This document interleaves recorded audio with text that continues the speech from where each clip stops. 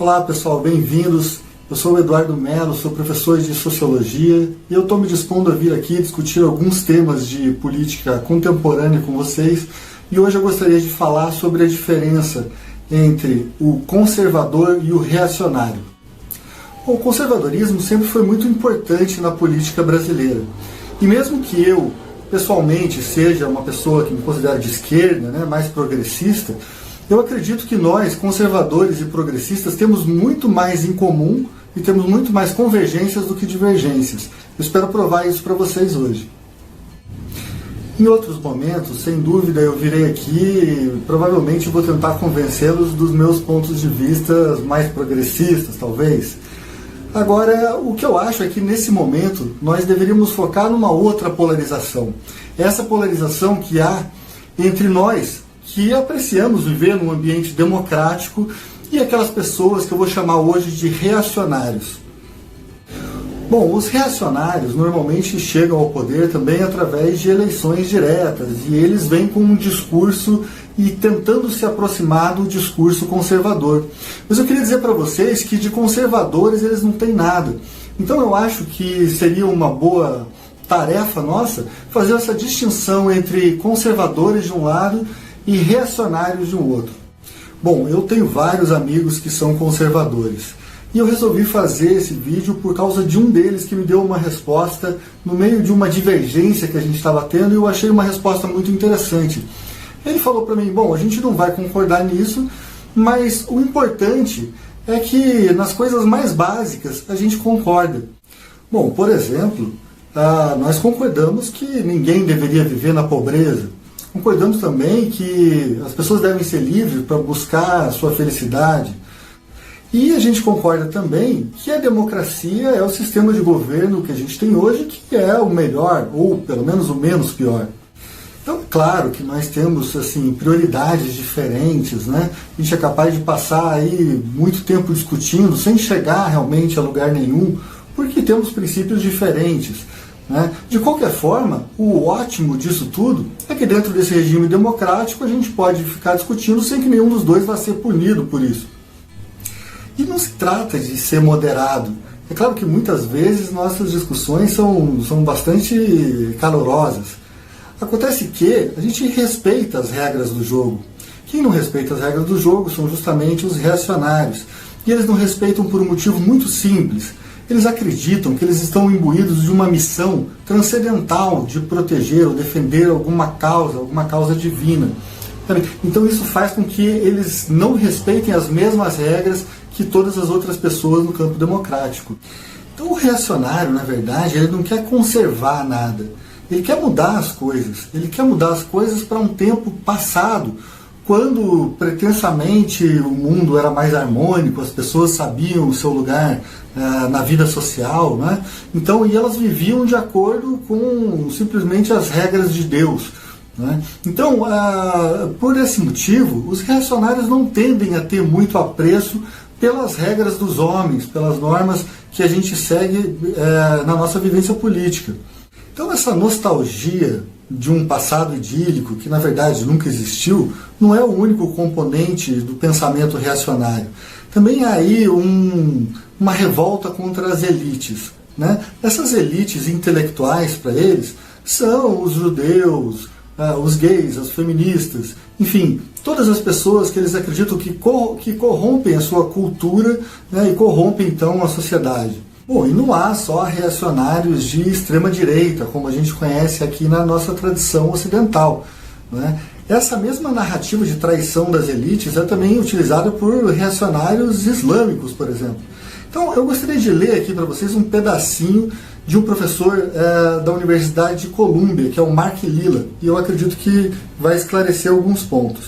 Ele fala, abre aspas, a mente reacionária é uma mente naufragada, onde os outros veem o rio do tempo fluindo como sempre fluiu, o reacionário enxerga os destroços do paraíso passando à deriva. Ele é um asilado do tempo. O revolucionário vê o futuro que os outros não são capazes de ver, e com isso se exalta. O reacionário, imune às mentiras modernas, vê o passado com todo o seu esplendor, e também se sentem exaltados. A combatividade da sua nostalgia é o que o torna uma figura tipicamente moderna e não tradicional. Então essa citação ela faz parte desse livro que se chama A Mente Naufragada, sobre o espírito reacionário. É um livro que eu recomendaria a vocês a leitura, porque ele fala tanto sobre os conservadores quanto sobre os reacionários. E, bom, a gente precisa pensar nesse ponto o seguinte: o conservador é aquela pessoa que tem um pouco de receio das mudanças muito bruscas, né? Ele quer então talvez que a história ande um pouco mais devagar. Então, enquanto os conservadores são pessoas assim que têm um pouco de medo de uma evolução ou de uma mudança histórica, uma mudança nos costumes muito rápida, o reacionário não. O reacionário quer mudanças bruscas nos costumes, né? E ele tem um medo apocalíptico, ele é cheio de ideias de teorias de conspiração, coisas que não tem nada a ver com o pensamento conservador em si. Então, como eu estou dizendo, o reacionário ele tende a essa volta ao passado idílico. Bom, é uma pena que ele não possa realmente voltar ao passado idílico, né? As experiências históricas mostram para a gente que muitas vezes as revoluções nos levam a pontos que a gente se arrepende de ter chegado até lá. Agora não tem como o reacionário se arrepender de chegar no passado, porque ele nunca vai conseguir isso de fato. Muitas vezes o motor do pensamento reacionário e dos afetos reacionários, sobretudo, é a nostalgia, né? E a nostalgia é muito fácil de a gente compreender como um afeto possível de ser mobilizado pela política, né? Imagina que você é uma pessoa que tem aí seus 60 e poucos anos, talvez um pouco mais, né? Durante a época da ditadura militar no Brasil, você era um jovem, né? E às vezes você então tem saudades desse período, mas não tem saudades desse período porque naquela época você poderia ser abordado por um policial à noite, na rua, para te perguntar o que é que você estava fazendo, né? Ou porque a imprensa era censurada. Não, você tem saudades daquilo porque era mais jovem, né? E a juventude costuma deixar alguma nostalgia realmente. O que me preocupa um pouco mais é se você for um reacionário jovem. Isso tem acontecido bastante, né? É claro que eu vejo assim muitas vezes uma sensação de vazio que leva essas pessoas a procurar a ideia de um chefe sólido ou de uma figura de pai, não é isso? Então é importante a gente entender que essas pessoas estão buscando encontrar sentido, e muitas vezes o sentido vem de você se colocar numa posição hierarquicamente inferior a alguém. A submissão também é apaziguadora. Então esses afetos da submissão a uma imagem paterna pode acontecer, por exemplo, numa igreja evangélica, né? Pode acontecer em relação ao presidente da República, né? Ou ao próprio pai de família, né? Mas a questão é, o indivíduo adulto, o indivíduo maduro, ele deve ser capaz de se desfazer dessa ideia de submissão eterna, não é? E tomar conta da própria vida. E você pode perfeitamente ser um conservador, não é? E completamente adulto, tomando conta da sua vida, sem submissão alguma a qualquer imagem paterna. O reacionário não, o reacionário precisa disso. Então, as minhas discussões com meus amigos conservadores são normalmente sobre porte de arma ou sobre a intervenção do Estado na economia, né? São centenas de assuntos aí que a gente aborda tranquilamente. Agora, com os reacionários, a questão é a volta da ditadura militar, né? A gente fala aí sobre os governantes serem ou não escolhidos por Deus. Ou seja, são questões que, enfim, não dá nem para discutir. Então, meu amigo, se você é conservador, vamos lá, você está muito mais próximo de mim, que sou um progressista, do que desses terraplanistas políticos aí que se apossaram do governo, né? Essas pessoas com quem realmente não há discussão possível. Todas as opiniões devem sim ser respeitadas.